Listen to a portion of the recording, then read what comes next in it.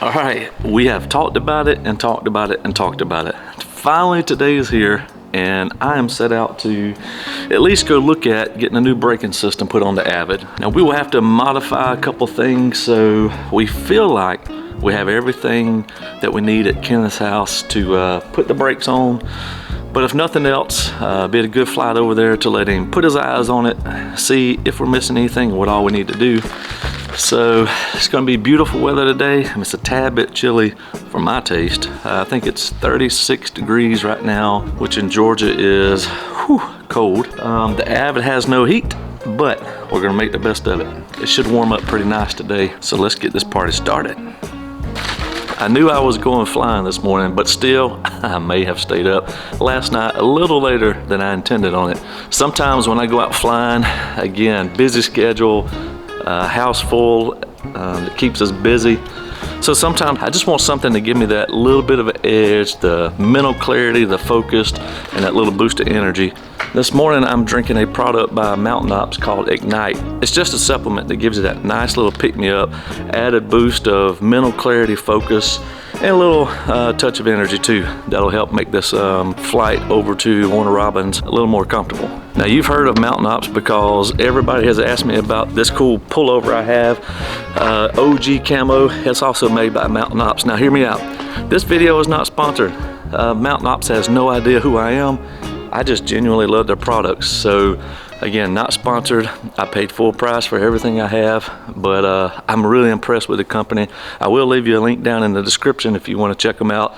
Get you a supplement, cool hoodie, and again, it's cool this morning, so I'm going to need the extra layer of warmth. But I got to get some fuel, and we are going to strike out. Here we are. Time to go get some brakes put on the Avid. Yeah, oh my Lord, watch me sway. Darkness falls and we all pray, hoping for the light of day. Down to the river, I have held the devil's hand. Right, here we go. It's funny to me how it just instantly goes from the hardwoods, thick river, swamp, and then literally instantly we're in an extremely populated housing area. It's just crazy how quick it got there. I'm showing 7 minutes out from Kenneth's place. So the place I'm going is called Peachtree Landings, I believe. It is a private grass strip airplane community. I think it would be really cool to live in an airport community. So I'm excited to land, I guess really at my very first airplane community on a private strip. Flight has given me my warning that I'm getting close to the Robins Air Force Base Class Delta, but I will be staying south of that, so no harm, no foul. But I do appreciate the heads up. As we pray, down to the river, down to the river. I don't know, looks good. Sing, bury me, carry me, far beneath, fire and water me, going down deep, singing, bury me, carry me, far beneath, All right, on the ground. Got Kenneth already got his Kitfox pulled out of the way.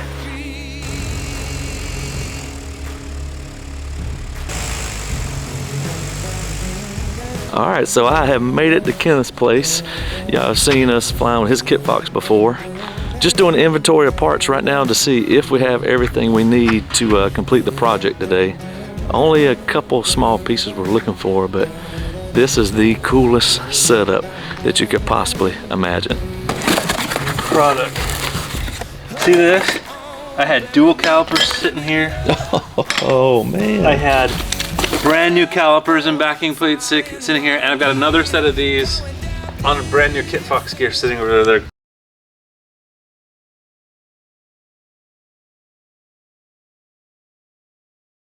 So Kenneth and I just had to make a run. We thought it was a quick run. It was about, what, 2 hours later? Yeah, it's been at least 2 hours. Yeah, so we realized we were missing just a couple of the pieces here. And all these are extremely small. They were hard to come by. So we got, I think we got all 4 of them. Yeah. I think we're in set. Fingers crossed. We're Fingers- looking at hopefully getting these things back on there today now. But we did get Bucky's brisket out of the deal. Oh yeah. So that's always a treat. I got to take a tour of Houston and Peach County, it seems. So that was a great thing. So here we go. We're gonna get started. See what 3 we come up towns, with. 2.5 hours later. Here we go. Yeah, we finally have some of these little pieces now.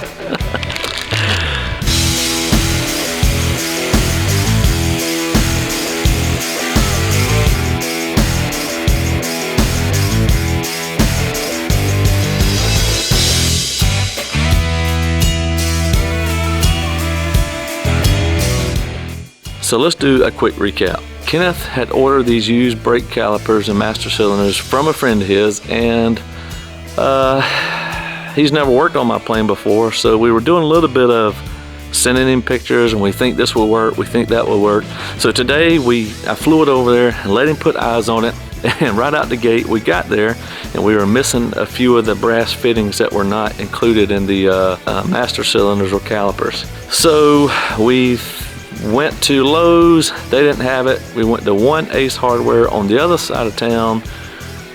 They had 2, but we needed 4.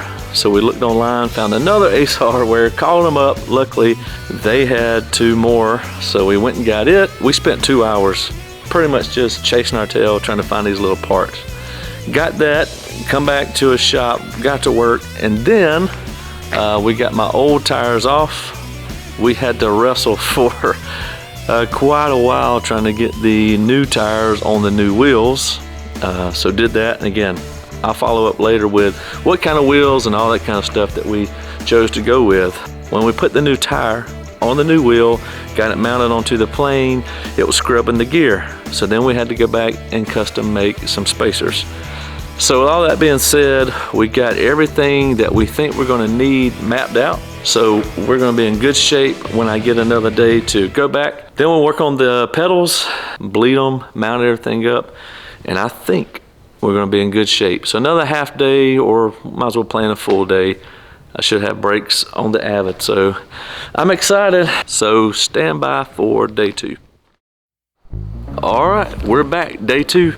I'm about to take off and head to Kenneth's place, and I think we should be able to finish putting the brakes on the old Avid today. You know, the only thing I'm kind of worried about is the wind's blowing pretty good. Over here in Videa, it's not that bad, but I just checked in Perry and it's 13 gusting 21. So I got here at daylight so I could take off and try to get started before the wind got too bad. But it's pumping pretty good. So it'll be a slow, bumpy ride over there today. But the positive is I should have a great tailwind on the way home. So we've already got all the spacers made. Really today should be just mounting the tires and calipers and master cylinders. Most of the work is going to be the master cylinder work because we've got to do some alterations to my rudder pedals. So I'm going to fire it up, let the engine warm up, and head out. All right, so I made it back to Kenneth's place. Had to earn the landing on the way in. Kenneth got to watch that that good gusty landing. So last time, like I told you on the recap of day 1, we got all the parts trimmed out, or at least got one wheel mounted, so we knew kind of what we were expecting to get into today. I think the plans are to go ahead and get our brakes and the wheels mounted, and then we'll move into step 2, which is going to be pulling the rudder pedals and getting the tabs and everything welded on there. So fingers crossed, we'll go home with working brakes on the Avid today. I gotta go clean up the threads on these on the grind, or on the belt sander.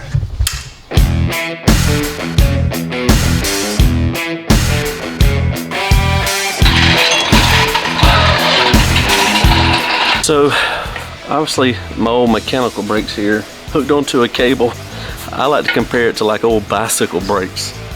Just literally a cable pulling on the, in this case, a drum almost. And that has been the brakes for the Avid. And that's why I don't have any stopping power.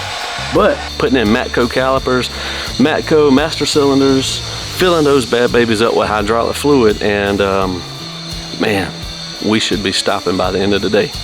Yes. So Kenneth has these same tires on his Kitfox, the Model 4, that y'all have seen us flying together before. So he recommended these tires. I'm excited about them. They already look, I don't know, more aggressive. Yeah, they're definitely more aggressive. We've got about 3 inches wider over your Aero Classic tires and about 1 inch taller, so not a ton, but just enough to give it a little bit more aggressive look. Yeah. They work so well in the sand we play around in down here though.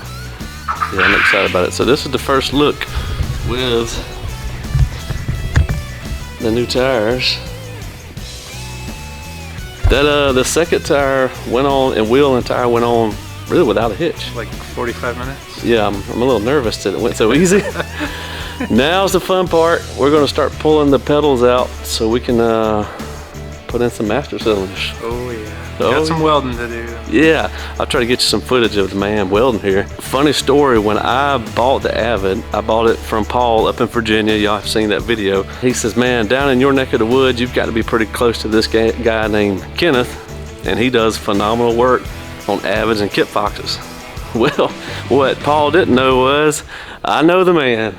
So I'll have to drop Kenneth's email address down in the comments. So if you got a Kitfox, Avid, or really most any aircraft around here, shoot him an email. I think you'll be pleased with the work and the results you get. So Plus I'll do transition training in the Kitfoxes, so if you're looking for insurance time on them, big thing, it's hard to find.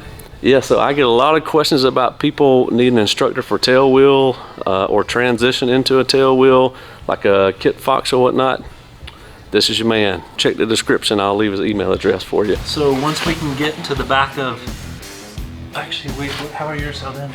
We'll try them. Maybe we won't have to get to that at all. Anytime I redo a Kitfox or an Avid, I weld nuts to underneath there, so you don't have to get back here. Right. I don't know in the Avids, I'd never seen one done that way, but if somebody modified it, I mean, you never know what a builder did. Right. They could have put rib nuts in place or any manner of things so that you don't have to pull this belly skin. We can try that, let's see what happens. And bolt need to come out on this side, and the same thing over there so we can pull the pedal assemblies clear out. Right. One of the crazy things we're working through right now is, one thing about master cylinders, putting them on, is geometry is really everything. Make sure you have the right throw on the arm of the master cylinder is really what gives you all your braking power. So Kenneth is he's really doing an incredible job he's looking at the different places that we can put the master cylinders to make sure we get the most leverage. So he's doing his magic on that. Because I would love to move this out of the way just enough to give this back a little bit more clearance, and that gives you more throw. Look at the difference of angle that creates there versus there. Yeah. On that brake pedal. It's not a ton, it's just a little bit of grinding on that one spot right there, but it's just enough to make a difference, in my opinion, to make it worth doing. And then we can form it to fit around everything tight.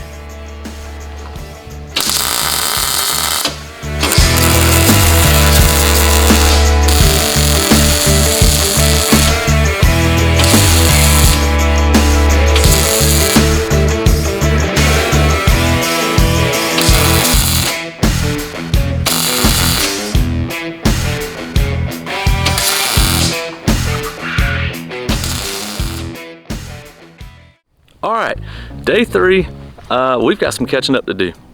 So in this video series that you're watching, I had intended to bring you along for a more in-depth, follow-along version of putting on hydraulic brakes on the Avid. The problem we run into is both days that you're seeing here where I flew over to Kenneth's house and he helped me with the brakes on the Avid. Both times we run into more and more unaccounted for obstacles that we had to face. Most of it's just we had to make more modifications than what we originally anticipated.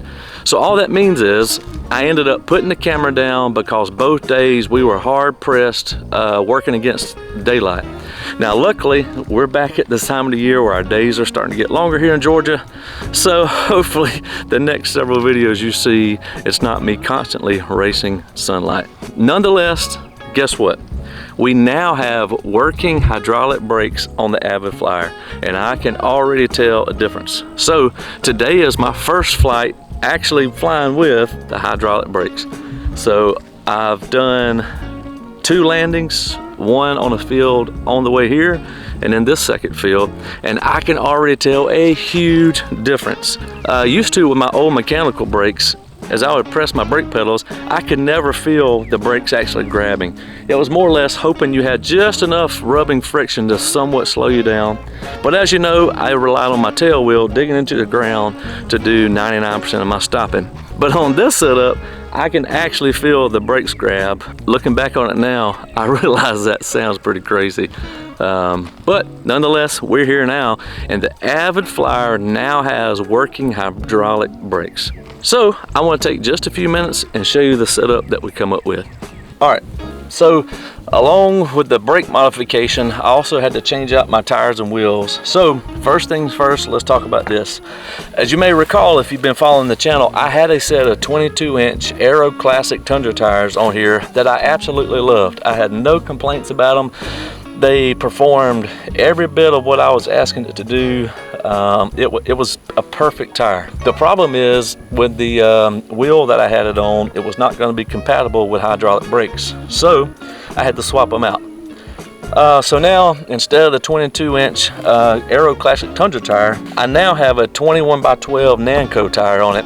And it is traditionally more found in the ATV world, but Kenneth has been running this on his Kitfox for a long time. He's been extremely impressed with it. And I'll admit, I wasn't sure just how much I was going to like it, but I actually have enjoyed it already. So they don't have quite the squish that the Aero Classics did. So I'm going to start playing around with air pressure and what I can get it down to without it scrubbing on the inside up against my landing gear. More to come on that. The one thing I do like about them is they are a wider profile than what the 22-inch Aero Classic was. That 2 extra inches of width here should make a big deal, because as you've seen, we do a lot of playing on sandbars, and a lot of times it's soft sand, so that little bit of extra wide profile should help me out and stay on top of the sand.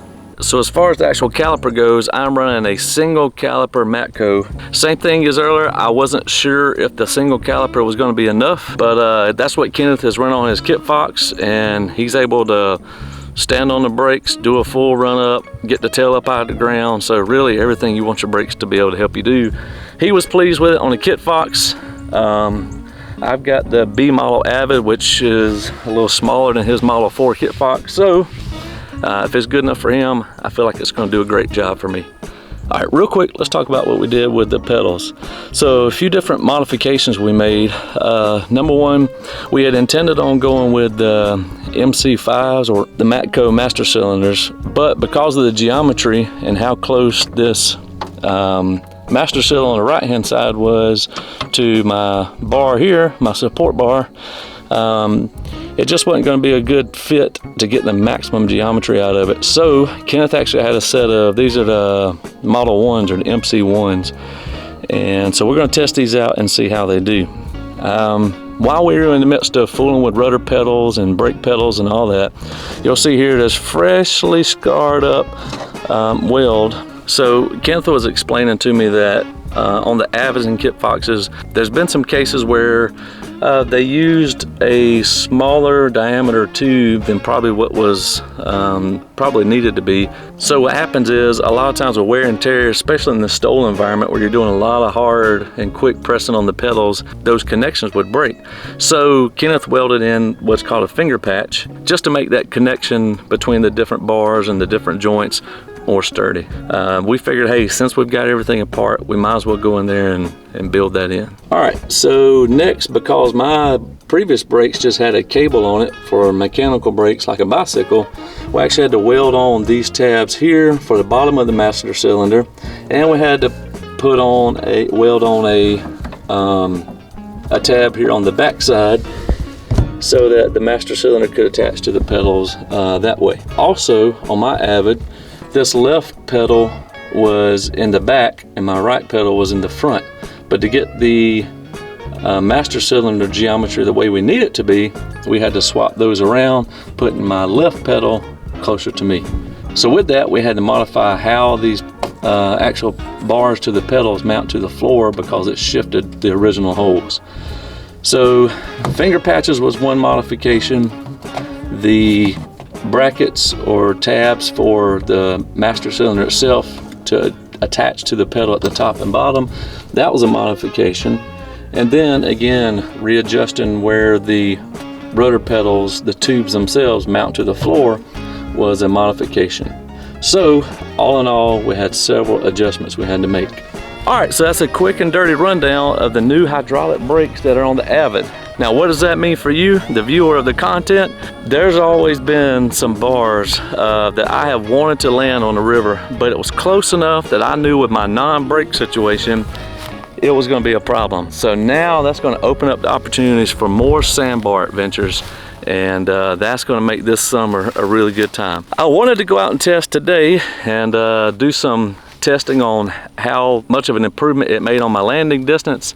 But number one, there's no sandbars out right now. The river is still high, so maybe over the next couple of weeks it'll come down. And also, Erica is off work today, so I want to go spend some time with her. The weather is supposed to be beautiful all weekend. I'm within walking distance of my house, so I'm gonna leave it here for the weekend and see what kind of flying we can do this weekend. All in all, I'm impressed with it already. Super excited about all the journeys that's coming along. So all I can tell you to do is stay tuned, and who knows what's next.